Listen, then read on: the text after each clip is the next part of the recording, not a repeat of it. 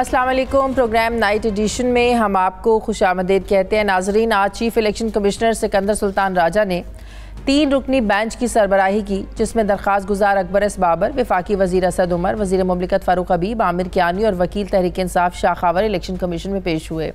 समाअत में PTI के accounts की जांच पड़ताल के लिए कायम की गई स्क्रूटनी कमेटी ने रिपोर्ट पेश की, जिसमें लिखा गया था कि न्यूजीलैंड और कनाडा के अकाउंट्स तक रसाई नहीं दी गई। स्टेट बैंक की तरफ से बताए गए बैंक अकाउंट्स की तफसीलात को भी रिपोर्ट का हिस्सा बनाया गया और पाकिस्तान में डॉलर ऑपरेटेड अकाउंट्स की तफसील को भी शामिल किया गया है। स्क्रूटनी कमेटी की इस रिपोर्ट में ममनुआ फंडिंग से मुतालिक भारतीय, फ्रांसीसी और ऑस्ट्रेलियाई कवानीन का हवाला भी शामिल किया गया है।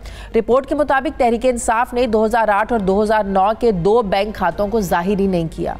2008 से 2013 तक 1 अरब 33 करोड़ 22 लाख के फंड जाहिर किए गए, जबकि स्टेट बैंक ने इंकशाफ किया कि रिकॉर्ड के मुताबिक PTI को 1 अरब 64 करोड़ के अतियात मौसूल हुए। लिहाजा अतियात से मुतालिक गलत मालूमात फराहम की गई हैं, क्योंकि PTI के टोटल बैंक अकाउंट्स 65 हैं। रिपोर्ट के मुताबिक साल 2012 और 2013 की ऑडिट रिपोर्ट पर कोई तारीख दर्ज ही नहीं। ऑडिट रिपोर्ट में जमा कराई गई रकम की तारीखें बैंक अकाउंट से मुताबिकत ही नहीं रखती। स्क्रूटनी कमेटी की रिपोर्ट पब्लिक करने के मामले पर पाकिस्तान तहरीक इंसाफ के वकील शाह खावर ने चीफ इलेक्शन कमीशन से दरख्वास्त की कि ये रिपोर्ट पब्लिक ना की जाए, जिस पर चीफ इलेक्शन कमीशन ने कहा कि ये इन कैमरा कार्रवाई तो है नहीं, ओपन कोर्ट की कार्रवाई को कैसे खुफिया रखा जा सकता है। जिस पर शाह खावर ने इस्तदा की कि ये रिपोर्ट तमाम फ्रीकैन को मिल रही है, तो इन्हें पाबंद किया जाए कि वो इस रिपोर्ट को पब्लिक ना करें। इस पर चीफ इलेक्शन कमीशन ने कहा कि हम इस किस्म का ऑर्डर पास करने की पोजीशन में नहीं है। नाजरीन, फॉरेन फंडिंग केस के हवाले से माजी में पाकिस्तान तहरीक इंसाफ का ये मौक़िफ़ रहा है कि उन्होंने जितने भी पैसे इकट्ठे किए हैं उनका एक एक रुपया जो है ये कानून के मुताबिक है। मगर गुज़श्ता दिनों हुक्मरान जमात का मौक़िफ़ कदरे तब्दील हुआ और ये कहा जाने लगा कि अगर बैरून मुल्क से वसूल होने वाले चंदे में कुछ बेज़ाब्तगियाँ हुई हैं तो इसकी ज़िम्मेदार पाकिस्तान तहरीक इंसाफ नहीं है, बल्कि इसकी ज़िम्मेदारी एजेंट पर आयद होती है। यहाँ ये बात काबिल ज़िक्र है कि जब 25 जुलाई 2018 को इंतखाबात हुए थे, अपोजिशन जमातों ने धांधली का इल्ज़ाम लगाया था। इलेक्शन के चंद रोज़ बाद वज़ीर-ए-आज़म इमरान खान ने बनी गाला में अपनी रहाइशगाह पर खिताब किया था और उसमें कहा था कि आज एहतसाब सिर्फ अपोजिशन का होता है, लेकिन हम साबित करेंगे कि कानून सब के लिए एक जैसा होता है। मेरे दौरे हुकूमत में एहतसाब सबसे पहले मुझसे शुरू होगा और मेरे बाद नीचे वालों का एहतसाब होगा। तो सवाल ये पैदा होता है कि क्या आज पाकिस्तान तहरीक इंसाफ अपने इस बयान पर कायम है या नहीं? अगर कायम है तो फिर आज फ़ारूक हबीब ने नून लीग पाकिस्तान पीपल्स पार्टी और PTI के फॉरेन फंडिंग केसेस का फैसला एक साथ करने का जिक्र क्यों किया? मैं बात करूंगी, मुझे ज्वाइन कर रहे हैं तहरीक इंसाफ के रहनुमा अली नवाज अवान साहब। अस्सलाम वालेकुम। बहुत बहुत शुक्रिया अली नवाज अवान साहब। सबसे पहले तो ये बताइएगा कि क्या खौफ था, क्यों तहरीक इंसाफ के वकील शाह खावर ये कहते रहे कि रिपोर्ट को पब्लिक ना किया जाए? अगर फ्रीकैन को दे दी है तो उनको कहा जाए कि पब्लिक ना करें, पब्लिक क्यों ना करें? खैर, मेरा तो इसमें बड़ा क्लियर मौक़िफ़ है कि जो पूरी कार्रवाई, जिसे आपने पहले भी बताया, प्राइम मिनिस्टर इमरान खान हमेशा ये कहते हैं और उन्होंने ये करके साबित किया हुआ है। जब याद है आपके पनामा पेपर्स का केस आया था तो साथ ही हनीफ अब्बासी ने एक केस दायर किया था और उसके उधर 1964 से लेके 2016 तक की जितनी भी खान साहब की जो भी एसेट्स थे और जब उन्होंने सियासत में नहीं भी थे, वो सारे के सारे अदालत के सामने रख दिए थे और उसमें अमीन और सादिक पाए थे। तो इसी तरह एक केस चल रहा है और उस केस के अंदर इलेक्शन कमीशन समझता है और उन्होंने अपना डिसीजन, हम तो ये एक्सपेक्ट करते हैं कि जो भी डिसीजंस आएंगे उनका क्राइटेरिया सेम होगा, जिस बुनियाद पे तहरीक इंसाफ को जज किया गया है, जिन क्राइटेरिया पे, जिस क्रेडेंशियल्स पे, उसी पे बाकी जमातों को भी जज किया जाएगा। और आपने लेकिन देखा ये बात आप लोग मानते हैं, ये बात आप लोग मानते हैं कि पैसे फंड्स छुपाए गए, बैंक अकाउंट्स छुपाए गए? बताने लगा था आपको जी। शायद 2 चीज़ें ना, आपके ऊपर एलिगेशंस क्या थी और आपने देखा कि पहले जो दूसरी हमारी जमातें हलीफ जमातें हैं वही क्या कह रही थी कि ममनुआ फंडिंग है वो क्या कह रही थी, फॉरेन फंडिंग है। इस रिपोर्ट के अंदर अगर आपने रिपोर्ट पढ़ी हो तो आपको समझ आएगी कि इसके अंदर तो इस तरह की कोई चीज़ नहीं है, और ना ही उस स्क्रूटनी कमेटी ने इस तरफ का कोई अंदिया दिया है। उसने बताया है कि पाकिस्तान तहरीक इंसाफ वाहिद जमात है जिसने पाकिस्तान के अंदर पहली दफ़ा ट्रेंड लेके आई है कि जिसमें पूरी दुनिया से लोग तहरीक इंसाफ को फंड करते हैं और तहरीक इंसाफ उस फंड के ऊपर से चलती है। इसके अंदर अमेरिकन इंडिविजुअल्स का जिक्र हुआ है रिपोर्ट में। मैं कह रहा हूँ डिस्क्रिपेंसी, मैं वही बात करने लगा हूँ, सुन लीजिएगा। डिस्क्रिपेंसीज का जो जिक्र हुआ है कि 1 crore 68 billion rupees, 1 billion 68 crore rupees Pakistan Tehreek Insaf को इस पूरी मुद्दत के अंदर मिले हैं, और जिसमें से 32 करोड़ रुपया ऐसा है जिसकी रिकंसिलेशन नहीं हुई है। जब इसका केस लगेगा, क्योंकि स्क्रूटनी कमेटी तो अदालत नहीं है, ये अदालत के कहने पे बनी थी, जैसे ही अदालत के सामने आएगी और तहरीक इंसाफ अपना मौक़िफ़ पेश करेगी तो इसका मतलब छुपाए गए। इस तरह नहीं है, मुद्दा ये है, वो तो बात की बात है, ज़ाहिर आप लोगों ने अब पेश होना है, जवाब तो आप लोगों को देना पड़ेगा, लेकिन मुद्दा ये है कि छुपाए गए, फंड्स को छुपाया गया, अकाउंट्स को छुपाया गया। शाजिया, पाकिस्तान तहरीक, बाकी जब जमातों की रिपोर्ट आएगी उस वक्त भी मुझसे सवाल कीजिएगा। 40,000 डोनर्स का रिकॉर्ड पेश किया गया है, 40,000 डोनर्स का, जिसमें किसी ने $5 दिए होंगे, किसी ने 10 दिए होंगे, किसी ने 100 दिए होंगे, किसी ने 200 दिए होंगे। उन 40,000 डोनर्स का रिकॉर्ड इलेक्शन कमीशन के सामने रखा गया, और आज नहीं, स्क्रूटनी कमेटी के सामने नहीं, पहले जिस तरह से ये केस दायर है, ताकि हमारे दिल के अंदर कोई चोर नहीं है। अगर उसके अंदर कोई डिस्क्रिपेंसीज उनके सामने आई हैं, कोई ऑडिट रिपोर्ट्स के अंदर कोई डिस्क्रिपेंसीज आई हैं, क्योंकि ऑडिटर जनरल तो एक्सटर्नल होता है, ऑडिटर जनरल ने जो रिपोर्ट दी है उसके अंदर कोई रिकंसिलेशन, ये सम जब लगेगा तो हम उस रिकंसिलेशन कर देंगे। आपके सामने एक और केस मैं आपको इसलिए तवज्जो दिलाना चाहता हूँ कि आप देखिए कि हमारे सामने कहा गया एहसास के अंदर ऑडिट पैराज लगे कि चोरी हो गई, लूट के ले गई तहरीक इंसाफ, और वो ऑडिट पैराज क्या थे? ऑडिट पैराज ये थे कि आपने कहा था कि 1 करोड़ 78 लाख लोगों को ये इससे मुस्तफीद होंगे, तो इससे 1 करोड़ 48 लाख क्यों मुस्तफीद हुए? उसमें कहा गया कि जो ज़कात के लोग हैं, जिन ज़कात जो लोग लेते हैं 1,000 रुपया महीना, उनको क्यों शामिल किया गया है? उसमें ये सवाल उठाया गया कि जो पेंशनर्स हैं उनको क्यों शामिल किया गया? तो ये सवाल, डिस्क्रिपेंसीज जो होती हैं वो इस तरह की होती हैं, जो ऑडिट पैराज होते हैं वो इस तरह के होते हैं, और जो बाद में रिकंसाइल हो जाते हैं। लेकिन कुछ कानूनी माहिरीन ये बात कर रहे हैं कि ये जो रिपोर्ट सामने आई है स्क्रूटनी कमेटी की, ये बहुत ज़्यादा आप लोगों के लिए इस ख़तरा भी हो सकती है, इसमें बड़ी ख़तरनाक चीज़ें हैं, जिन चीज़ों के लिए जिन चीज़ों के इल्ज़ामात लगाए जा रहे थे और जो खदशात नून लीग और पाकिस्तान पीपल्स पार्टी जो है वो जाहिर कर रही थी, वो चीज़ें खुलकर सामने आई, बड़ा डैमेज कर सकती है आप लोगों को ये रिपोर्ट। अभी बहरहाल इलेक्शन कमीशन ने फैसला तो देना है। अभी वो माहिरीन अगर समझते हैं, मैं उनके समझने से तो मैं अपना जो मेरा मौक़िफ़ है मैं तो उसको नहीं चेंज कर सकता। मेरा जो मौक़िफ़ है, जो तहरीक इंसाफ का मौक़िफ़ है, जो हमसे इलेक्शन कमीशन पूछेगा जब ये केस चलेगा, उसके अंदर जितने भी सवालात होंगे उसका हम जवाब दे देंगे। लेकिन आपने मेरे इस सवाल का जवाब नहीं दिया कि आप लोग चाहते थे कि इस रिपोर्ट को पब्लिक ना किया जाए। फिर आप लोगों ने ये भी कहा कि जब पीपल्स पार्टी की रिपोर्ट आए और नून लीग की आए, साथ इकट्ठा आप लोग इसको ना सामने पेश करें, अलग अलग क्यों कर रहे हैं? इसकी क्या वजह थी? नहीं, मेरा ख्याल है ये मौक़िफ़ नहीं अपनाना चाहिए था, ये मौक़िफ़ नहीं अपनाना चाहिए था। आपकी रिपोर्ट तैयार हो गई, आपका केस पहले था, आपकी केस पहले हो गई। हमारा जो मौक़िफ़ है वो बेसिकली ये है कि जिस मेजर पे उसके ऊपर हमें जज किया गया है, जिस क्रेडेंशियल्स पे हमें जज किया गया है, जिन असूलों के तहत हमें जज किया गया है तहरीक इंसाफ को, उन्हीं असूलों के तहत, उन्हीं क्रेडेंशियल्स के तहत, उन्हीं मेजर्स के तहत बाकी जमातों को जज किया जाना चाहिए। अगर इलेक्शन कमीशन में ये सब कुछ साबित हो जाता है, ज़ाहिर है डैमेज तो करेगी ये रिपोर्ट आप लोगों को, क्या फिर इमरान खान साहब कौम से माफ़ी मांगेंगे कि झूठ बोला? हाइपोथेटिकली बात कर रही हैं, हमारा ये नहीं ख्याल कि हम हाइपोथेटिकली आप बात कर रही हैं। देखें, बात करने का मकसद है 2002 का जो ऑर्डर है, तो मैं बात नहीं कर रही थी, मैं तो उन चीज़ों पर बात कर रही हूँ जो कुछ रिपोर्ट मैंने भी पढ़ी है। ज़ाहिर है एक बात तो बिल्कुल ब्लैक एंड व्हाइट में है ना कि 1 अरब 64 करोड़ के एहतियात मौसूल हुए, ये स्टेट बैंक ने इंकशाफ किया, लेकिन जो फंड जाहिर किए गए वो 1 अरब 33 करोड़ के थे। मतलब कि छुपाने का मामला तो है, कुछ चीज़ें तो ब्लैक एंड व्हाइट में सामने है। अच्छा, फिर मैं शाजिया, ये स्क्रूटनी कमेटी की एक रिपोर्ट है जो अदालत के कहने पे बनी है। अदालत ने इसको जज करना है और तहरीक इंसाफ ने अपने आप को क्लियर करना है। मैं आपको बता देता हूँ कि पाकिस्तान तहरीक इंसाफ के जो अकाउंटेंट्स हैं और उन्होंने बताया है, इसको अब प्रेस कॉन्फ्रेंस में फवाद चौधरी ने भी बताया है, अगर एक अकाउंट में लेट्स वो शाजिया के 2 अकाउंट्स हैं, एक सैलरी अकाउंट है और उसका एक अपना ऑफिशियल अकाउंट है। अपने सैलरी जब आती है उसने अपनी सैलरी को दूसरे अकाउंट में अगर ट्रांसफर किया है तो उसे 1 कंसीडर किया जाएगा, उसे 2 कंसीडर नहीं किया जाएगा। और हमारा ये ख्याल है कि उन्होंने इसके अंदर थोड़ी उनकी मिस जजमेंट हुई है और जो 2 ट्रांजैक्शंस को उन्होंने इकट्ठा करके उसको शो कर दिया है कि ये वैसे अफसोस की बात ये है कि इतनी अगर बेज़ाब्तगियां 2014 से ये केस चल रहा है, ठीक है, अब क्या है 2022 में आकर ये स्क्रूटनी कमेटी का फैसला आता है।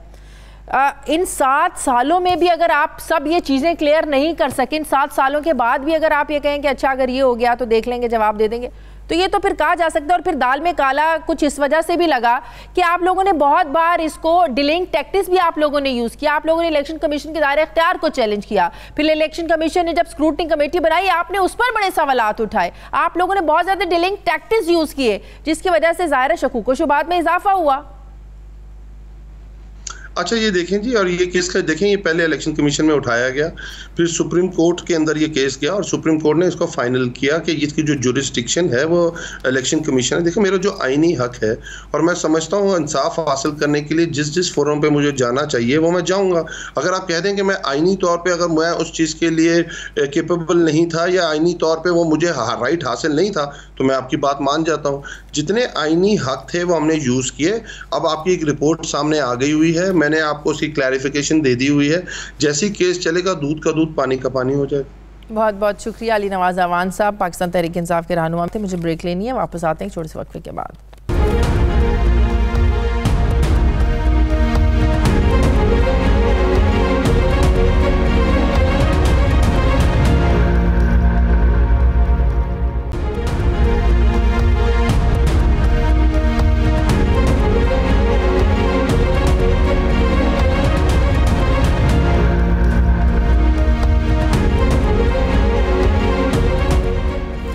ब्रेक के बाद एक बार फिर से आपको खुशामदीद कहते हैं नाज़रीन। अकबर एस बाबर साहब जिन्होंने 2014 में पार्टी फंड्स में बेज़ाब्तगियों के खिलाफ इलेक्शन कमीशन में दरख्वास्त दायर करवाई, 2014 में ये केस शुरू हुआ और आज 2022 में तकरीबन 7 सालों के बाद ये स्क्रूटनी कमेटी की रिपोर्ट सामने आती है जो अब इलेक्शन कमीशन में जमा करवाई गई है। अकबर एस बाबर इस सारे मामले को लेकर चले, आज इस रिपोर्ट पर उनकी क्या राय है, हमने उनको प्रोग्राम में मदऊ किया है। बहुत बहुत शुक्रिया। अस्सलाम वालेकुम अकबर एस बाबर साहब आपका। सबसे पहले तो अगर मैं आपका रिएक्शन रद्द-ए-अमल जानना चाहूँ इस रिपोर्ट को देखने के बाद, तो वो क्या था, क्या एक्सपेक्टेशंस थी आपकी? बिस्मिल्लाहिर्रहमानिर्रहीम, वालेकुम अस्सलाम। देखिए ये एक बहुत लंबी स्ट्रगल थी 7 साल की, जो अभी ज़ाहिर है अभी फाइनल स्टेजेस में आ गई है। मैं जो इल्ज़ामात लगाता था ऑन रिकॉर्ड है मुख्तलिफ चैनल्स पे, वो क्या लगाता था, मैं ये कहता था कि पाकिस्तान तहरीक इंसाफ के जो अकाउंट्स में बहुत बड़े पैमाने पे बेज़ाब्तगी हो रही है। पाकिस्तान तहरीक इंसाफ, और ये वो इल्ज़ामात थे जो मैंने 11 सितंबर 2011 को इमरान खान को लिख के दिए 7 पेजेस। तो ये इमरान खान साहब के पूरे इल्म में थे। उसमें मैंने ये लिखा कि पार्टी के जो मुलाजमीन हैं उनके अकाउंटों में पैसा आ रहा है। मुझे किस तरह पता चला? मुझे पीटीआई के मुलाजमीन खुद मेरे घर में यहाँ बैठ के मुझे कहते हैं जी कि हमारे ज़ाती अकाउंटों में बहुत बड़े पैमानों पे करोड़ों रुपए आ रहे हैं और ये हमसे कैश चेक जो लीडरशिप है साइन करा के वो पैसा ले लेती है। फिर मुझे पता चला कि बाहर मुल्कों में कंपनियां बनी हुई हैं जिससे फंडिंग हो रही है, गैर मुल्की कंपनियां फंडिंग कर रही हैं, तो ये एक बड़ी बेज़ाब्तगी है। फिर मुझे पता चला कि लोकल लेवल पे भी जो पैसा है वो इधर से उधर हो रहा है और उसमें बहुत मेजर पैमाने पे करप्शन भी है। तो ये जो तमाम चीज़ें थी इसकी मैंने निशानदेही की 2011 में इमरान खान के लिख के, और कहा कि अगर आपने इन मामलात का तदराक नहीं किया और इसके लिए कोई एड्रेस नहीं किया तो there will be serious legal consequences for the party. PTI will be in legal jeopardy, मेरे अल्फाज थे। और तो ये 2011 की बात है और मैंने केस किया 2014 में, यानी 3 साल इंतजार किया। तो आज ये जो इससे पहले जब ये बड़ी लंबी हिस्ट्री है, वो आपका ज़ाहिर टाइम लेगा कि कमेटी कब बनी। मसलन मार्च 2018 में कमेटी बनी, इस केस के कायम 2014 में हुई थी। 1 महीने का उसको मैंडेट दिया गया था, 3 साल 9 महीने लग गए। उसके बाद जुलाई 2018 में उन्होंने स्टेट बैंक को खत लिखा, और ये पीटीआई हुकूमत बनने से पहले की बात है। ये 3 जुलाई 2018 को और 12 जुलाई को स्टेट बैंक के प्रेसिडेंट ने तमाम बैंकों को लिखा। ये तमाम अकाउंट्स डायरेक्टली 28 जो है इलेक्शन कमीशन के पास आ गए। अच्छा, अकाउंट्स 56 है, 26 है, रखे गए। ये अकाउंट्स की बड़े डिफरेंट नंबर्स आ रहे हैं, हुकूमत तो इसको मानने को तैयार नहीं। वो कहते 26 अकाउंट्स है। नहीं, ये जो देखिए इस रिपोर्ट में ये क्लियरली लिखा हुआ है कि कितने पीटीआई ने अकाउंट्स जाहिर किए और कितने स्टेट बैंक से बरामद हुए। जो टोटल आदाद और शुमार इस रिपोर्ट में है वो कोई 53 अकाउंट्स पीटीआई ने छुपाए, 53 अकाउंट्स कंसील्ड किए। ये रिपोर्ट में लिखा हुआ है और 13 रिपोर्ट में लिखा हुआ है। बिल्कुल, मैं देख रही हूँ रिपोर्ट मेरे सामने जी। ये अच्छा, रिपोर्ट में ये लिखा हुआ है गैर मुल्कियों की एक पूरी लिस्ट है जिन्होंने पीटीआई को फंड किया। रिपोर्ट में गैर मुल्की कंपनियों की लिस्ट है जिन्होंने पीटीआई को फंड किया। रिपोर्ट में लाखों डॉलर, मैं सिर्फ एक सफा अगर इस कमेटी की रिपोर्ट को उठा के देखूं तो उसमें लिखा है कि जी इतने लाख डॉलर, इतने लाख डॉलर, इतने लाख डॉलर पीटीआई के अकाउंट में है। उसकी कोई तफसीलात नहीं मौजूद। अच्छा, एक पेज नंबर 94 भी मेरे पास है, जरा ये भी जरा मुझे बता दें। इसमें टोटल अकाउंट्स 26 लिखे हुए हैं। ये क्या है? जो इन्होंने छुपाए 53 है, जो एक और मतलब कि इन्होंने शो किए वो एक 13 तादाद सामने आ रही है और एक 26 है। ये क्या है? नहीं, मैं उस पेज को तो मुझे देखना पड़ेगा, लेकिन जो कॉम्प्रिहेंसिव कलेक्टिव चार्ट है ना, अब उसका अगर आप पढ़ लीजिए ऊपर तो शायद उस पर लिखा होगा, लेकिन आगे जाके एक कॉम्प्रिहेंसिव चार्ट बना हुआ है कि जी ये तमाम अकाउंट्स इतने, मसलन 2009, 10, 11, 12 में 2 ब्रांचेस शो की गई अकाउंट्स की, और फिर कितने स्टेट बैंक के जरिए जाहिर हुए। तो वो जब आप ऐड करते हैं और जमा करते हैं तो 53 अकाउंट्स बनते हैं जो कंसील किए गए। अब पीटीआई के ये जो अकाउंट्स थे, इनके जो मेजर जो पार्टी लीडरशिप है इंक्लूडिंग इमरान खान, वो प्रिंसिपल सिग्नेटरीज है इन अकाउंट्स के। इन अकाउंट्स को इमरान खान खुद अपने दस्तखतों से, सारे नहीं लेकिन मेजर अकाउंट्स को इमरान खान खुद अपने सिग्नेचर से चलाते थे। सैफुल्लाह नियाज़ी करता था, सरदार अजहर तारिक करता था, आमिर कियानी करता था। ये तमाम लोग इसमें इन अकाउंट्स को ऑपरेट करते थे। अब उसके अंदर जब इतने बड़े पैमाने पे इलीगल फंडिंग हुई है, सोर्स एंड डिटेल, मतलब मैं आपको एक मिसाल देता हूं। ये जो कहते हैं ना 31 करोड़, ये टोटली मिसलीडिंग है। सिर्फ 2013 में हमारे ऑडिटर्स ने जब इनके डॉक्यूमेंट्स, पीटीआई के डॉक्यूमेंट्स का ऑडिट किया तो 1 अरब रुपए डोनेशन जो सिर्फ 2013 में आई है उसकी कोई सोर्स एंड डिटेल नहीं है। कानून कहता है कि आपने हर पैसे को बताना है कि ये कौन पाकिस्तानी इसको डोनेट करता है, पाकिस्तानी। इन्होंने, हमारे जो ऑडिटर्स ने रिपोर्ट दी उसमें 2.2 अरब रुपए की टोटल इनके डॉक्यूमेंट से गैर कानूनी फंडिंग की गई है। वो इलेक्शन कमीशन के रिकॉर्ड का हिस्सा है, वो स्क्रूटनी कमेटी की रिपोर्ट के अलावा है। तो ये जब सारी चीजें मिलके और तमाम जो इलीगैलिटीज है, और फिर उसके बाद कई ऐसे अकाउंट है, एक अकाउंट है यूबीएल का, उसमें 126 मिलियन रुपए आए, डॉलर्स में आए, कन्वर्ट हुए और अगले दिन गायब हो गए किसी और सीक्रेट अकाउंट में। उस अकाउंट में कोई और ट्रांजैक्शन नहीं है।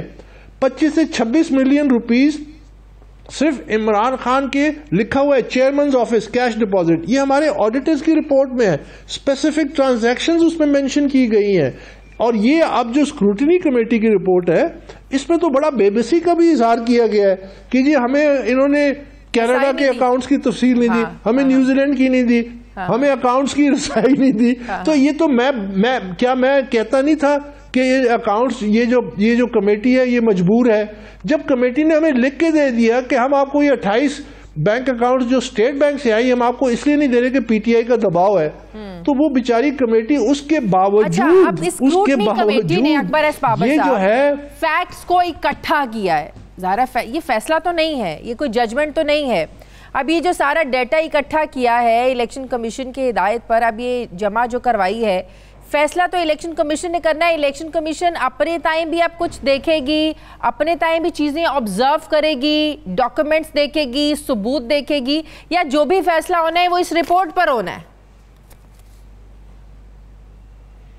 नहीं, अभी इसके बाद देखिए 2 रिपोर्ट्स हैं जो बड़ी अहम है, ये जहन में रखिए। एक वो 2 ऑडिटर्स की रिपोर्ट जो इलेक्शन कमीशन ने हमें हुक्म दिया 14 अप्रैल 2021 को कि हम आपको 55 घंटे, पहले 40 फिर उसको बढ़ा दिया, 55 घंटे देते हैं, आप पीटीआई ने जो कागजात जमा कराएं उसके आप परूज करें। तो उन्होंने 2 ऑडिटर्स की हमें इजाजत दी। हमारे ऑडिटर्स ने मैनुअली, क्योंकि उन्होंने पाबंदियां हम पे लगाई हुई थी कि लैपटॉप नहीं ले जा सकते और ये अपने कैमराज नहीं ले जा सकते, कॉपीज नहीं बना सकते, तो हमने उसके बावजूद हमारे ऑडिटर्स ने जब वो रिपोर्ट बनाई जो हर पेज साइंड है, सर्टिफाइड है, उसमें ये तमाम तफसीलात मौजूद है। तो ये 2.2 अरब रुपए की गैर कानूनी फंडिंग उस ऑडिट रिपोर्ट में है। उसके ये जो है ये उसके अलावा है। अब इन दोनों चीजों को मर्ज करके ज़ाहिर इलेक्शन कमीशन की फिर हम मदद करेंगे ना, हमारा काम है उनको असिस्ट करना। तो हम इन दोनों को रिपोर्ट को रख के हम इसकी समरीज बनाएंगे और फिर जब ये हेयरिंग में जाएगा केस तो फिर कि इसको पब्लिक ना किया जाए। फिर जब इलेक्शन ये कहा गया कि ये रिपोर्ट फ्रीकैन को दे दी गई है, तो ये भी कहा गया कि फ्रीकैन से कहें कि पब्लिक ना करें। ये जोर क्यों देते रहे? ये इसीलिए देते रहे कि इसके अंदर बहुत सीरियस इश्यूज अब आ गए हैं फंडिंग के मामले में। जो मेरे इल्जामात थे वो तमाम इस रिपोर्ट के मुताबिक साबित हो गए हैं। तो जाहिर है वो इसको छुपाना चाहते थे, लेकिन मज़ाक़ खेज़ बात यह है कि अब जब वो रिपोर्ट पब्लिक हो गई है और मीडिया में आ गई है, तो अब वो कहते हैं कि हम सुरखरू हो गए हैं। अब अगर कोई अपनी तबाही पे जश्न मनाना चाहे तो उसको मैं और आप तो नहीं रोक सकते। अब जिस तरह इन्होंने एक दरखास्त दी है आज, वो दरखास्त में इन्होंने कहा है कि जी तमाम जो केसेस हैं और जो जमातों के खिलाफ उनको इकट्ठा सबको एक इकट्ठा, आप अंदाजा लगाइए। ये इसी तरह है जिस तरह मैंने चैनल्स में मैं कह रहा हूं, मैंने कहा इज्तिमाई निकाह का तो मैंने शुरू सुना था, लेकिन इज्तिमाई अदालती फैसलों का मैं पहली दफा सुन रहा हूं। एक आदमी 10 लोग कत्ल करते हैं, एक पकड़ा जाता है, वो कहते हैं नहीं आप मुझे पकड़ और सजा नहीं दे सकते जब तक बाकी 9 को नहीं पकड़े। सही, बिल्कुल ये सही। पीटीआई का रवैया है। अकबर बाबर साहब एक और चीज बताइएगा, 8 सालों की स्ट्रगल में कौन रोक सकता है? 7-8 सालों की जो आपकी सारी स्ट्रगल है, इस दौरान आप पर ये प्रेशर भी आया कि आप इसको वापस ले लें, आप जो कहते हैं हम आपको देंगे, आपको हम पार्टी में वापस ले आएंगे। कभी इस तरह के कोई आपको मैसेजेस मिले, आपको इस लिहाज से अप्रोच किया गया हो कि आपने जो कार्रवाई शुरू कर रखी है इसको वापस ले लें? देखिए ये तो एक पूरी तारीख है जिस पे शायद एक किताब लिखनी पड़ेगी कि ये केस किन किन मराइल से गुजरा। मुझे जान से मारने की धमकियां दी गई, पीटीआई के अपने लोगों ने मुझे घर पे आके बताया कि आपको कत्ल करने की साजिश हो रही है। मैंने वो रिपोर्ट की इंटीरियर सेक्रेटरी को, मैंने इलेक्शन कमीशन में वो की। मेरे ऊपर 3 केस बने। एक केस आप अंदाजा लगाइए, एक केस ऐसा बना जिसमें एक पीटीआई का कोई उसने लीडर पिंडी का उसने क्रिमिनल किया, मुझे जमानत लेनी पड़ी। मैं जाके कटहरे में खड़ा होता था कि जी आप हमारे पार्टी चेयरमैन के खिलाफ मीडिया पे बोलते हैं, जिसकी वजह से मोहल्ले में हमारी लड़ाई होती है और लड़ाई के नतीजे में ये लोग जख्मी हुए हैं और ये उसका हेल्थ सर्टिफिकेट है अस्पताल का, इसका जिम्मेदार अकबर बाबर है। आप अंदाजा लगाइए 3 केसेस। मेरे घर के बाहर क्लाशनिकोव से फायरिंग हुई। जहां तक मुझे ऑफर्स की ताल्लुक है तो मैं सिर्फ आपको इतना कह दूं कि मुझे पाकिस्तान का कोई भी ओहदा बड़े से बड़ा उसकी मुझे पेशकश की गई और ये आम किस्म के ऐसे इधर उधर की पेशकश नहीं थी। ऐसे लोगों की तरफ से, जाहिर है ऐसे लोगों की तरफ से जो करते डरते हैं इस मुल्क के, मैं उनकी तफसीलात में नहीं जाना चाहता। मेरे ऊपर जो ये गुजरा है, अल्लाह ताला का करम है कि मैं ये इस्तकामत के साथ, सब्र के साथ, बर्दाश्त के साथ यहाँ तक पहुंचा हूँ और इंशाल्लाह कामयाब हूंगा। क्योंकि याद रखिए कि अगर आपके जैसे केस आके चलता है, रिसेंटली आप कोई बताएं कोई महीनों की बात, कोई 6 महीने पहले, साल पहले या चंद महीने पहले आपको दोबारा कोई ऐसी ऑफर की गई हो कि आप ये ओहदा ले लें, आप हट जाएं इस केस से, या दोबारा धमकियां मिली? मुझे बताते हुए थोड़ा सा वो होता है कि इंसान अपनी वो करता है कि मुझे चंद महीने पहले जब ये सेनेट के इलेक्शन हो रहे थे तो उस वक्त भी ये बात चली थी, लेकिन मैं आपको ये हल्फन कहता हूँ सेनेट का टिकट मिलने की ऑफर हुई थी। हर किस्म की धौस नहीं, सेनेट की टिकट तो छोड़े, सेनेट के लिए तो अब क्या मैं आपको बताऊं कि और जब बहुत सारे और भी ऑफर्स थे, लेकिन अच्छा, बात बता तो दें कि किन औहदों के लिए ऑफर्स हुई, जरा पता तो चले कि क्या लेवल था, ये कितना इंपॉर्टेंट था इन लोगों के लिए। वो फायदा कोई नहीं, वो फायदा देखिए वो फायदा कोई नहीं है। ये एक बहुत बड़ा मकसद है, इस मकसद में हर किस्म की रुकावट आई है, उन रुकावटों को सब्र, इस्तकामत और एक परसिस्टेंस के साथ उसको ओवरकम किया और बर्दाश्त किया। क्योंकि देखिए, अगर आपको याद हो, मैं आपके प्रोग्राम में ये कहता था कि ये मैं पाकिस्तान में केस लड़ूंगा, ये पाकिस्तानी इदारों से मैं इंशाल्लाह फैसला लेके छोड़ूंगा, चाहे मुझे सुप्रीम कोर्ट तक जाना पड़े। मैं उस पर कायम रहा, मैं सबूतों की बुनियाद पे लड़ता रहा। मुझे बहुत से बड़ी बड़ी दुश्वारियां आई, मेरा मजाक उड़ाया गया, वो सब कुछ किया गया कि आप सर दीवार से मार रहे हैं, ये सब कुछ था। आज मैंने एक बात की थी, याद रखिए, मैंने कहा था कि इंशाल्लाह जब इस केस का और फैसले का वक्त आएगा तो ये वक्त की जरूरत होगा, तो फिर इसका फैसला भी आएगा। मैंने आज आपके ये टॉक सुबह जब मैं उसमें था, मैंने कहा कि कायदे आजम मोहम्मद अली जिन्ना ने एक केस पाकिस्तान का लड़ा और पाकिस्तान कायम किया। ये फॉरेन फंडिंग केस पाकिस्तान को बचाने का है, हम इस पाकिस्तान को बचाएंगे। क्यों? क्योंकि जब तक सियासी पार्टियों में लीडरशिप को क्लेंजिंग नहीं होती, हमें नई लीडरशिप नहीं मिलती। ये लीडरशिप, ये बुराई मेरे सामने 2011 में आई थी, ज्यादा से ज्यादा नंबर 2 था इमरान खान के मुताबिक। अगर ये सब चीजें इलेक्शन कमीशन ने प्रूव हो भी जाती हैं, सब कुछ साबित हो भी जाता है, ज्यादा से ज्यादा क्या हो सकता है, कितना डैमेजिंग हो सकता है ये सब कुछ तहरीक इंसाफ के लिए? इसके बड़े नहीं, तहरीक इंसाफ का फायदा होगा। देखिए, जब सर्जरी होती है ना, तो वो जिस्म को थोड़ी तकलीफ होती है और कुछ अरसे उसको गुजारना पड़ता है, लेकिन वो तवाना हो जाता है। अगर आपके जिस्म में कैंसर है, अगर आपके फेफड़े, लंग या लिवर में कैंसर है, तो उसको काटना पड़ता है। पीटीआई के इज इन्फेक्टेड नाउ, तो वो कैंसर जब आप सर्जरी करेंगे तो तकलीफ तो होगी, लेकिन उसके बाद वो जिस्म तवाना हो जाएगा।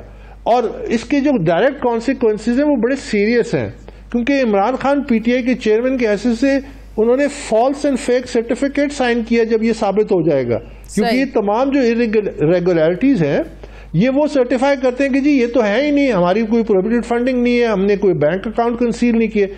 इसके अलावा जो तमाम लीडरशिप इन अकाउंट्स को ऑपरेट करती थी, इसके अलावा जिन्होंने उन मुलाजमीन के अकाउंट्स में पैसा आया, कैश चेक साइन किया, लिया, ये 4 मुलाजमीन याद रखिए एक दिन वादा माफ गवाह बनेंगे।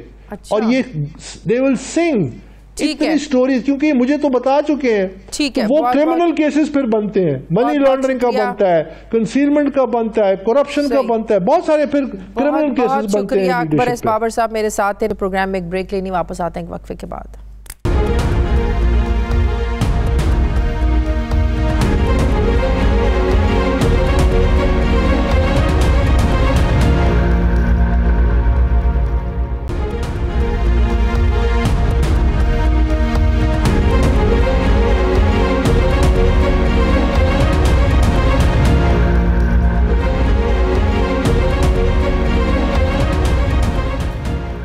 ब्रेक के बाद एक बार फिर से आपको खुशामदीद कहते हैं। नाज़रीन, पाकिस्तान तहरीक इंसाफ ही फॉरेन फंडिंग केस में नहीं फंसी पड़ी, बल्कि अपोजिशन जमातों के अकाउंट्स का डाटा भी क्लियर नहीं है। फॉरेन फंडिंग केस के मामले पर बात करते हुए वज़ीर मुमलिकत फ़ारूक हबीब का आज ये कहना था कि नून लीग और पाकिस्तान पीपल्स पार्टी के भी खुफिया अकाउंट्स हैं जो उन्होंने इलेक्शन कमीशन को अकाउंट्स बताए हैं, वो कम हैं। क्या कहा फ़ारूक हबीब ने, ये देखिए। जब हमारे फाइनेंशियल एक्सपर्ट्स को और चार्टर्ड अकाउंटेंट्स को उस रिकॉर्ड तक एक्सेस दी गई जो कि पीएमएलएन की तरफ से स्क्रूटनी कमेटी में जमा करवाया गया, तो मालूम ये पड़ा कि 45 करोड़ रुपए के ऐसी डोनेशंस हैं, ऐसे अतियात हैं जिसको उन्होंने एक्सप्लेन नहीं किया। और पीएमएलएन के 9 बैंक अकाउंट्स ऐसे हैं जो स्क्रूटनी कमेटी के स्क्रूटनी अमल के दौरान सामने आए, जो कभी उन्होंने इलेक्शन कमीशन के गोशवारों में फॉर्म 1 के अंदर जमा ही नहीं करवाए थे। और पाकिस्तान पीपल्स पार्टी ने अपने 2013 के अंदर 9 अकाउंट्स को खुफिया रखा, 2014 के अंदर उन्होंने अपने 11 अकाउंट्स को खुफिया रखा, और माली साल 2015 के जो गोशवारे जमा करवाए उसमें उन्होंने अपने 11 अकाउंट्स को छुपाया। दूसरी तरफ मुस्लिम लीग नून के रहनुमा एहसन इकबाल ने फॉरेन फंडिंग केस के मामले पर बात करते हुए कहा कि फॉरेन फंडिंग केस ने इमरान खान और पीटीआई के चेहरे से ईमानदारी का मेकअप धो दिया है। क्या कहा एहसन इकबाल ने, ये भी देखिए। ये इस बेशर्मी से झूठ बोलते हैं कि मुस्लिम लीग नून अपने अकाउंट्स का हिसाब दे। मैं एक बार वाजे करना चाहता हूं कि मुस्लिम लीग नून के कोई ममनुआ फंडिंग के केस जेरे समात नहीं। पीटीआई ने जो हमारे खिलाफ दरखास्त दी थी, आज तक उस दरखास्त के तहत सिंगल पीस ऑफ एविडेंस हमें फराहम नहीं किया गया जिस पर हमसे जवाब मांगा जाए। ये झूठ बोल के क्रॉस FIR करके कोशिश करते हैं कि अपनी चोरी को छुपा सकें, और अब ताजा चोरी भी पकड़ी गई है। फॉरेन फंडिंग केस का मुल्क की तीनों बड़ी सियासी जमातों के खिलाफ है। पाकिस्तान तहरीक इंसाफ के फंड्स की तफसीली रिपोर्ट तो स्क्रूटनी कमेटी ने आज इलेक्शन कमीशन में जमा करा दी है, जबकि नून लीग और पाकिस्तान पीपल्स पार्टी की रिपोर्ट इलेक्शन कमीशन ने 10 रोज़ के अंदर तलब की है। पाकिस्तान तहरीक इंसाफ के खिलाफ अकबर एस बाबर ने 2014 में फॉरेन फंडिंग केस दायर किया था, जबकि 2017 में पाकिस्तान तहरीक इंसाफ के रहनुमा फारूक हबीब पाकिस्तान पीपल्स पार्टी और नून लीग के खिलाफ भी फॉरेन फंडिंग की दरखास्त इलेक्शन कमीशन में लेकर गए थे। मुस्लिम लीग नून पर इल्ज़ाम लगाया गया था कि ये जमात बरतानिया में बतौर LLC रजिस्टर्ड है। इसके अलावा अमेरिका में रोहेल डार नामी शख्स इस जमात के लिए फंड्स इकट्ठा करता है। ये भी इल्ज़ाम लगाया गया था कि मुख्तलिफ इंटरनेशनल कंपनीज ने इस जमात को फंड्स फराहम किए हैं, जबकि पाकिस्तान पीपल्स पार्टी पर इल्ज़ाम था कि 2008 के आम इंतखाबात के बाद PP ने इक़्तिदार में आकर ममनुआ ज़राए से फंड्स इकट्ठे किए, जबकि एक अमरीकी शहरी मार्क सेगल जो कि पाकिस्तान पीपल्स पार्टी के लिए अमेरिका में लॉबिंग करते हैं, उनके ज़रिए भी मुबैना तौर पर ममनुआ ज़राए से हासिल होने वाली रकम पाकिस्तान पीपल्स पार्टी के अकाउंट में आती है। आज इलेक्शन कमीशन में जब पाकिस्तान तहरीक इंसाफ की फंड्स की रिपोर्ट स्क्रूटनी कमेटी ने जमा कराई, तो चीफ इलेक्शन कमिश्नर ने स्क्रूटनी कमेटी को हिदायत जारी करते हुए कहा कि नून लीग और पाकिस्तान पीपल्स पार्टी के अकाउंट्स पर जो भी पेशरफ्त हुई है वो भी 10 रोज़ के अंदर जमा कराई जाए। इसी मौजू पर मैं बात करती हूँ। मुझे ज्वाइन कर रहे हैं मुस्लिम लीग नून के रहनुमा जावेद अब्बासी साहब। अस्सलाम वालेकुम, बहुत बहुत शुक्रिया जावेद अब्बासी साहब आपका। जावेद अब्बासी साहब, नून लीग अपोजिशन बड़ी तनकीद कर रही है जो आज तहरीक इंसाफ की रिपोर्ट फॉरेन फंडिंग केस के हवाले से स्क्रूटनी कमेटी ने इलेक्शन कमीशन में जमा कराई है। वो तो कह रहे हैं हम सुरखरू हुए हैं, आप लोग अपना हिसाब दें। पहले आप लोगों की क्यों ये राय है कि ये चोर साबित हुई है ये जमात? बिस्मिल्लाहिर्रहमानिर्रहीम, बहुत शुक्रिया। आज जब PTI के दोस्त बात कर रहे थे तो मुझे इस तरह लग रहा था कि किसी पे चोरी का केस हो, उसके घर से माल पकड़ा जाए और उसे गिरफ्तार करने के लिए कहा जाए कि आप उसके घर से माल पकड़ा और चोरी साबित हो गई है। वो साथ ये कहे कि नहीं नहीं नहीं नहीं इस चोरी पे बात ना करें, फलां लोगों ने भी महल्ले की बहुत सारे पहले भी वहां चोरी हुई है, ये लोग भी मुलव्वस हैं। देखिए, ये दोनों केसेस का कोई आपस में मुवाजना नहीं किया जा सकता। हम सारे लोग कह रहे थे कि जब भी फॉरेन फंडिंग का केस आएगा PTI बच नहीं सकेगी, इसलिए कि ना सिर्फ वो अपने डोनर भी नहीं बता सकेंगे बल्कि उन्होंने बहुत सारे अकाउंट जो है वो भी छुपा रखे हैं, जो मिस डिक्लेरेशन का केस है। और ये मामला कोई सियासी जमात इनके खिलाफ लेके नहीं गई थी, ये मामला इनके बानी रुकन जो थे वो लेके गए थे। वो उनका क्लेम था कि मैंने इस जमात को बनाया है, मुझे एक्सेस रही है इन अकाउंट्स तक, मुझे पता है कि इस अकाउंटों से पैसे जो है वो इधर उधर हुए, उन्हें पता था कि ममनू फंडिंग हमारे हुई है, उन्हें पता था कि अकाउंट छुपाते रहे। और ये एलिगेशन पाकिस्तान पीपल्स पार्टी और मुस्लिम लीग नून ने नहीं लगाए थे। ये 2017 में जब इनको यकीन हो गया कि ये केसेस अब इनके किसी तरह भी ये बच नहीं सकते, उस वक्त PTI के मैनेजर साहब थे जो आज वजीर हैं, वो उन्होंने एप्लीकेशन सबमिट करवाई है मुस्लिम लीग नून के खिलाफ भी और पीपल्स पार्टी के खिलाफ भी। फारूक हबीब लेके गए थे 2017 में। जी, फारूक हबीब साहब लेके गए थे 2017 में दोनों पार्टीज के खिलाफ। जी, मैं उनका नाम नहीं लेना चाह रहा था, बहरहाल चलो आपने ले लिया। तो वो लेके गए थे एक जाती अनाद की बुनियाद पर कि उनका केस दुनिया को ये दिखा सकेंगे जी हमारे खिलाफ जो होने वाला है इनके खिलाफ भी होने वाला है। ये जमात लेके गई है हमारे खिलाफ, बिल्कुल हम तैयार हैं। लेकिन वो तो सारी डिटेल्स भी आज फिर उन्होंने प्रेस कॉन्फ्रेंस में बताई कि अमेरिका से आप लोगों को जो है वो फंडिंग हो रही है और इंटरनेशनल कंपनी से आप लोगों को फंडिंग हो रही है। वो तो सब वो सोर्सेज भी बता रहे हैं, वो तो अलग ऐलान आके नाम भी ले रहे हैं। शाजिया साहब, आप बड़ी सीनियर जर्नलिस्ट हैं। आज उनके खिलाफ इतने सालों बाद सिक्योरिटी जो कमेटी बनाई गई थी उसकी आज रिपोर्ट आई है। उस रिपोर्ट में वही लिखा हुआ है जो हम बार बार कहते थे, और वो रिपोर्ट स्टेब्लिश हो गई है कि इन्होंने ये जुर्म किया है। अब हमारे खिलाफ केस मौजूद है। हम फरक हबीब साहब की बात मानने के लिए तैयार नहीं है, हम इमरान खान साहब की बात मानने के लिए तैयार नहीं है, हम पीटीआई की बात मानने के लिए तैयार नहीं है। इलेक्शन कमीशन ऑफ पाकिस्तान के पास ये एविडेंस जाए, लेके जाएं। हमने अगर जुर्म किया हुआ है हमें उससे भी डबल सजा दें, लेकिन ये सिर्फ एलिगेशन लगा रहे हैं। ये नहीं एलिगेशन लगा रहे थे कि 200 अरब रुपए पड़ा हुआ है हम लेके आएंगे। इनकी लीडरशिप के पास स्क्रूटनी कमेटी की रिपोर्ट है जिसमें वाज़े तौर पर यह कहीं नहीं लिखा कि ममनुआ ज़राए से फंडिंग हुई है, बेज़ाब्तगियों का जिक्र हुआ है, लेकिन ये कोई उन्होंने कोई जजमेंट नहीं दी है। ये जो रिपोर्ट सामने आई है, ये रिपोर्ट इलेक्शन कमीशन में जमा करवाई है। अब इलेक्शन कमीशन ने इसके मुताबिक इसको देखकर फिर इलेक्शन कमीशन ने इस पर फैसला करना है। जब कोई जुर्म हो जाता है तो तफ्तीश के लिए टीम बनाई जाती है। एक अख्तियार दिया गया कि आप फलां टीम जो है वो इसकी इन्वेस्टिगेट करे, इस केस को इन्वेस्टिगेशन की अपनी रिपोर्ट लेके अदालत में आए। अब ये तरीकाकार यही है। लेकिन इस टीम को जो बाहर के अकाउंट्स थे वहां तक जांच पड़ताल करने के लिए रसाई की इजाजत नहीं थी, वहां तक तो रसाई मिली नहीं इन्हें। नहीं, ये बात ये उनके दरमियान है। जो इस रिपोर्ट ने आज, जो इस कमेटी ने, जो इसका मैंडेट था, इलेक्शन कमीशन ऑफ पाकिस्तान ने इसको बनाया हुआ था, उनकी रिपोर्ट के मुताबिक तो ये केस स्टेब्लिश हो गया है कि मिस डिक्लेरेशन का भी है, फॉरेन फंडिंग का भी है, और इसमें बहुत सारे और जो खामी हैं वो भी हैं। अब यकीनन इलेक्शन कमीशन ऑफ पाकिस्तान इस पे डिस्कस करके फिर वो अपनी जजमेंट देंगे। वो जजमेंट बड़ी खौफनाक होगी। हाँ, मुझे उम्मीद है कि वो ज्यादा टाइम ना लग जाए, लेकिन वो जजमेंट काफी खौफनाक होगी, जिससे मुझे नहीं लगता कि पीटीआई की लीडरशिप बच सकती है, क्योंकि इन सारे अकाउंट की जो स्टेटमेंट थी इस पे इमरान खान जो बातें आज स्क्रूटनी कमेटी ने तहरीके इंसाफ की फॉरेन फंडिंग के बारे में की है, लगभग ऐसी ही बातें आप लोगों के बारे में भी हो रही हैं कि आप लोगों ने भी बैंक अकाउंट छुपाए हैं, आप लोगों ने भी अपनी जो ट्रांजेक्शन, ये आज फरूख हबीब भी यही कह रहे थे जो केस बना, आप लोगों पर भी तो केस यही बना है। शाजिया साहब, आप मेरी बात ना माने, आप फरक हबीब साहब की बात ना माने, आप पीपल्स पार्टी की बात ना माने। ये तो पार्टी से, ये तो यही कहेंगे इनके घर से आज चोरी साबित हो गई है, इनके घर से चोरी का सामान भी बरामद हो गया है।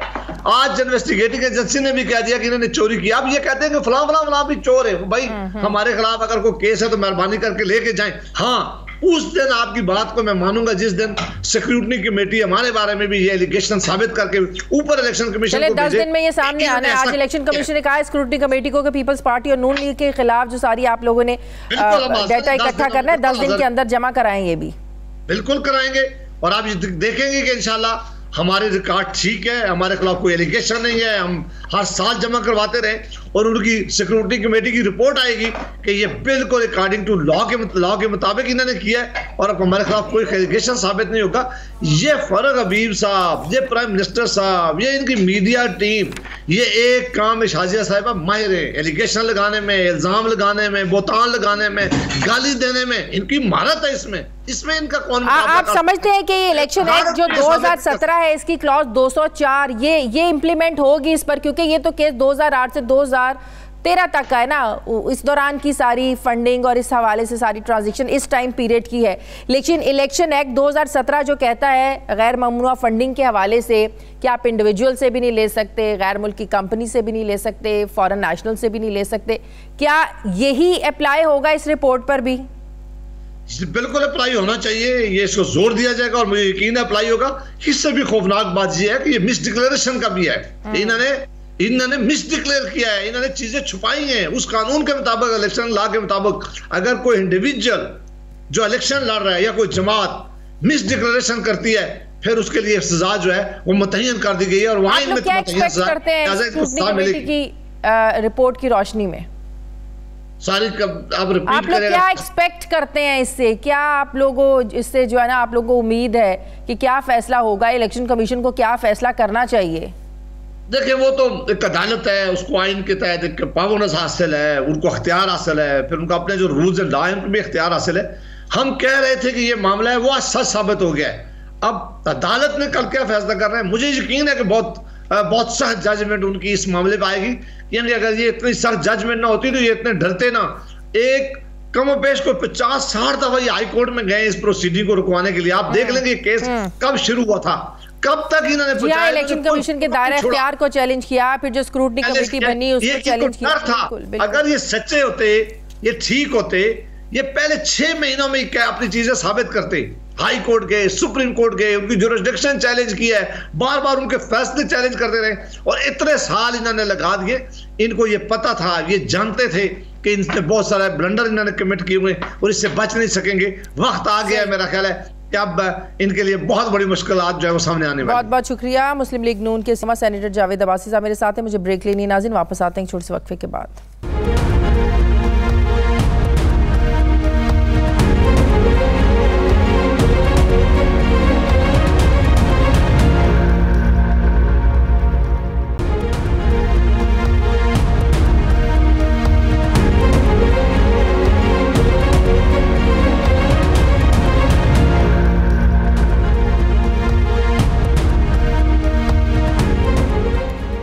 ब्रेक के बाद एक बार फिर से आपको खुशामदीद कहते हैं। पाकिस्तान पीपल्स पार्टी के सीनियर रहनुमा माहिर कानून लतीफ़ खोसा साहब मुझे ज्वाइन कर रहे हैं। अस्सलाम वालेकुम, बहुत बहुत शुक्रिया खोसा साहब आपका।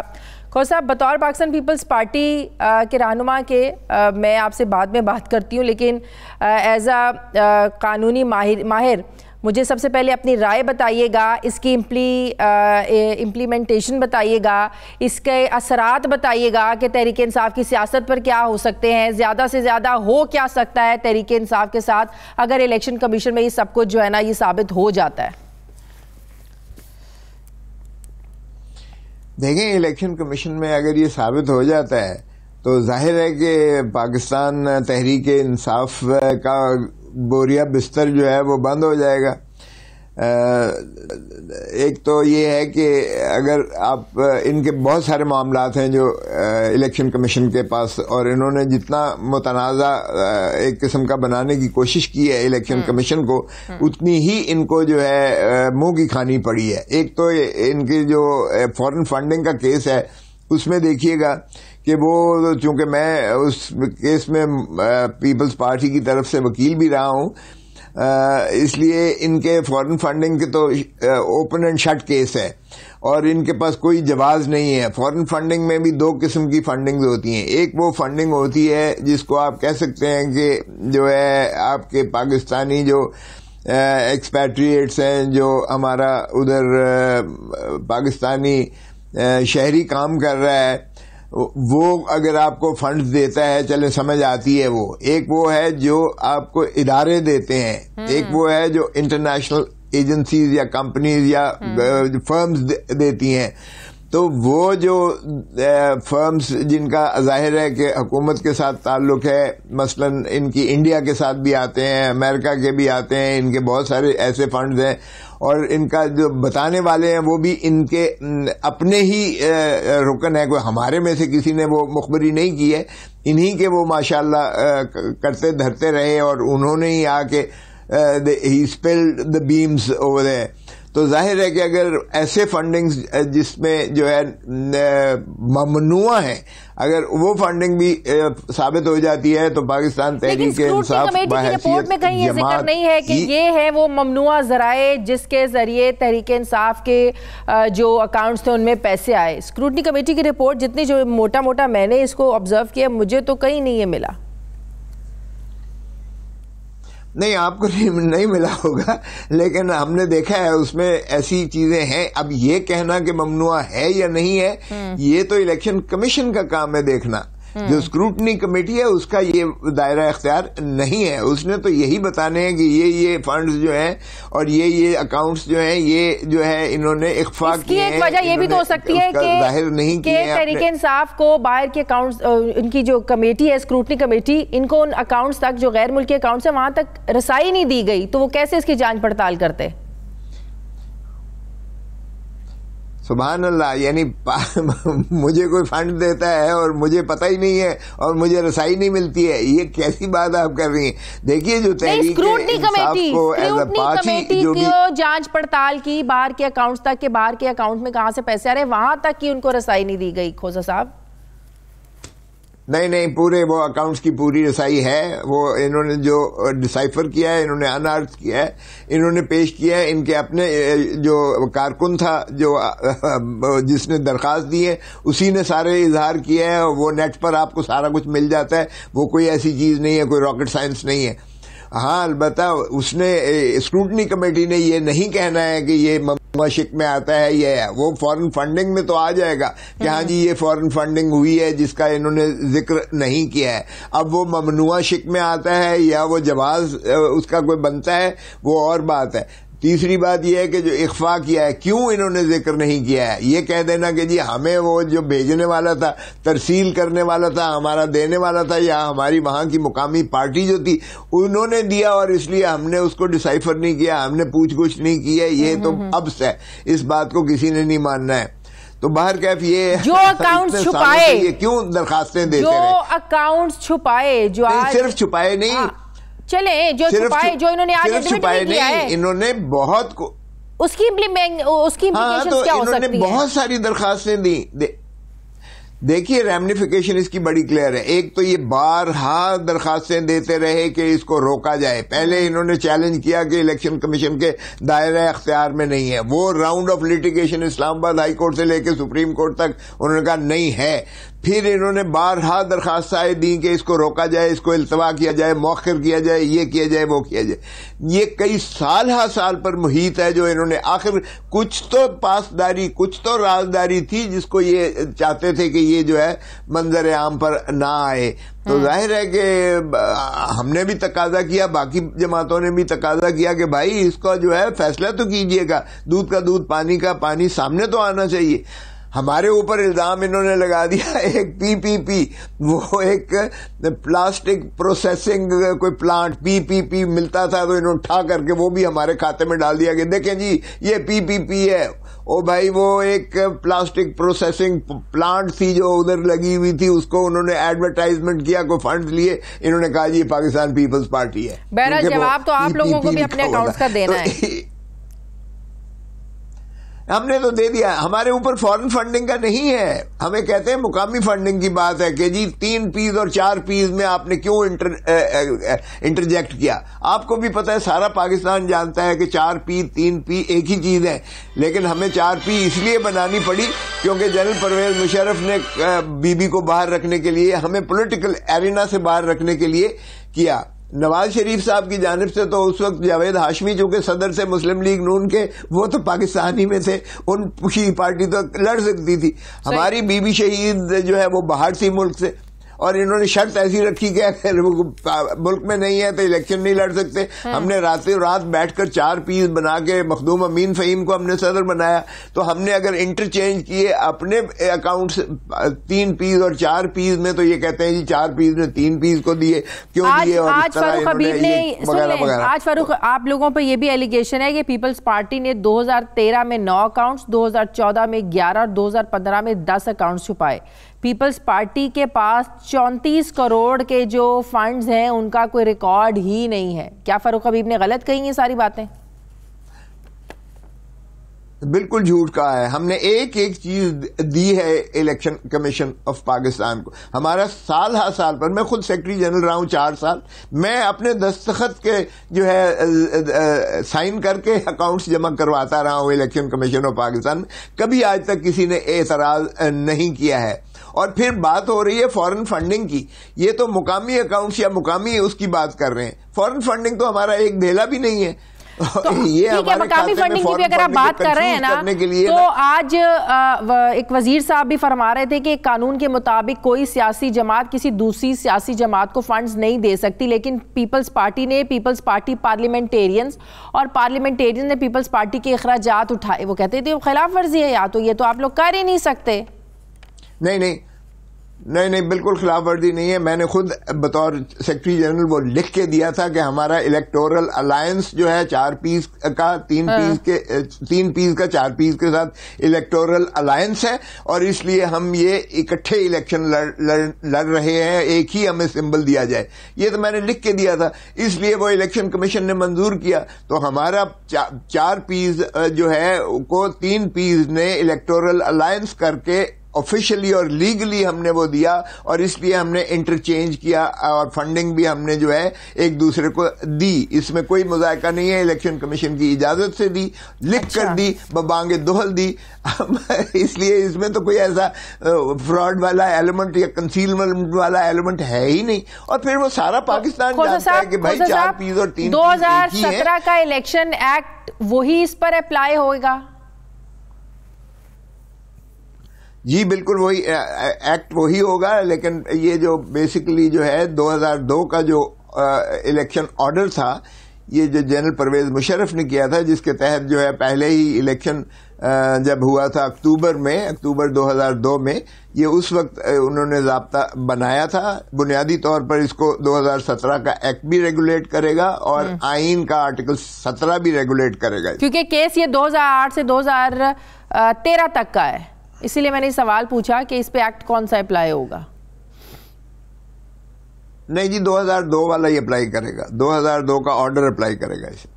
ठीक है, बहुत बहुत शुक्रिया। पाकिस्तान पीपल्स पार्टी सीनियर रहनुमा माहिर कानून लतीफ़ खोसा साहब मेरे साथ। नाज़रीन, हमारे प्रोग्राम का वक्त खत्म हो गया। फीडबैक ज़रूर दीजिएगा, अपना ख्याल रखिएगा। मुझे इजाज़त दीजिए, अल्लाह हाफ़िज़।